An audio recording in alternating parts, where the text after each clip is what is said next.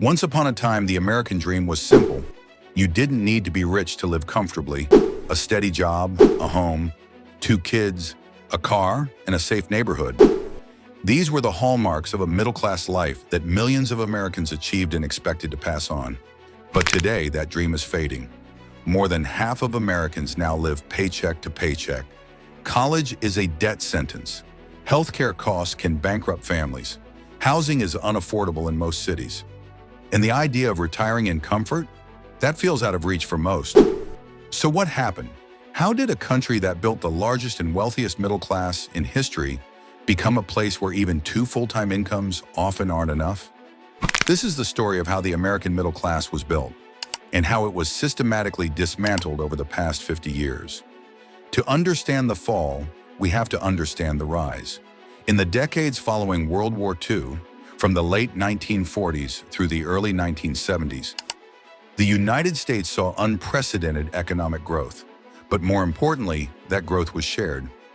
During this era, wages rose in line with productivity. One income was often enough to support an entire family. Union membership was high, giving workers bargaining power. College was affordable, in some states even free. Housing prices were low and mortgages were accessible. The tax system was highly progressive. The richest Americans paid up to 91% in top marginal tax rates. Corporate profits were shared more equally. CEOs earned, on average, 20 to 30 times what their workers earned, not 300 to 1, as many do today. It was a time of strong government investment in infrastructure, education, housing, and scientific research. America was building, and everyone was invited to benefit. It wasn't a perfect time. Racial and gender inequality were widespread, but the economic ladder, for many, was real. If you worked hard, you could climb. In the late 1970s, cracks began to show. Inflation surged. Oil prices spiked. Factories began moving overseas. And in response, the U.S. shifted its entire economic philosophy. What followed was the rise of what economists call neoliberalism, the belief that markets should be free, regulation should be minimal, and government should step back. This wasn't just theory, it was put into practice. In the 1980s, under President Ronald Reagan, taxes on the wealthy were slashed. Deregulation swept across industries. Labor unions were weakened, sometimes violently. The idea of trickle-down economics became mainstream. If you make the rich richer, their wealth will somehow benefit everyone else. But it didn't. Instead, corporations began focusing solely on maximizing shareholder value. Wages stagnated. Benefits were cut.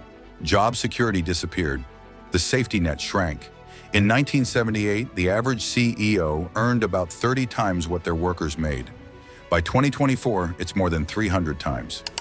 The middle class wasn't just neglected, it was restructured into a more vulnerable, less stable, and more indebted version of its former self. Since the 1980s, a disturbing trend has emerged. The economy keeps growing, but most people don't benefit. Productivity has surged. Corporate profits have reached record highs.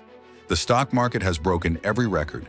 But real wages, what workers actually take home, adjusted for inflation, have barely moved. Meanwhile, the cost of living has exploded. Housing prices have risen nearly 200% since 2000 in some cities. Health insurance premiums are up over 250% in the past 2 decades. College tuition has more than tripled. Childcare costs have become unaffordable for many families. Add to that the erosion of benefits. Pensions have disappeared, replaced by risky 401ks. Paid leave and sick days are still not guaranteed nationwide. Gig work and contract jobs offer no security or stability. And the result? A middle class under siege. Millions of Americans now work longer hours than ever before, often juggling multiple jobs, just to maintain the same lifestyle their parents had with one income. The American dream was never guaranteed. It was built deliberately through public policy, social investment, and worker protections. But over the past 5 decades, many of those foundations were dismantled. And yet, the narrative hasn't caught up. We still tell young people to work hard and get ahead, even as upward mobility has stalled. We still promote home ownership and college degrees, even as they trap millions in debt. We blame individuals for not saving enough, while the system makes saving nearly impossible. The truth is harsh but simple. The system changed. The game is rigged, and the middle class, as we knew it, is gone. This isn't a story without hope. Throughout history, America has redefined itself during moments of crisis. After the Great Depression, we created Social Security and public jobs programs. After World War II, we built the GI Bill, funded universities, and created the suburbs. During the 1960s, we passed Medicare, Medicaid, and civil rights legislation. Change is possible, but it requires collective action and political will. To rebuild a strong middle class, we need a living wage that rises with productivity, universal health care that doesn't bankrupt families, affordable education and housing, stronger labor protections and a revival of worker bargaining power, tax reform that ensures the wealthiest contribute their fair share. We also need to shift our mindset away from individual hustle and towards systemic accountability. This is not just about income. It's about dignity, stability, hope. The great American middle class wasn't just an economic success story, it was a cultural pillar. It gave people purpose, security, and pride. It fueled innovation, home ownership, and generational wealth. Losing it means more than losing money. It means losing trust, losing community, losing faith in the future. But history shows us that decline isn't destiny. We can rebuild the middle class, not by returning to the past, but by designing a future that works for more than just the wealthiest few. The question is, do we have the courage to demand it?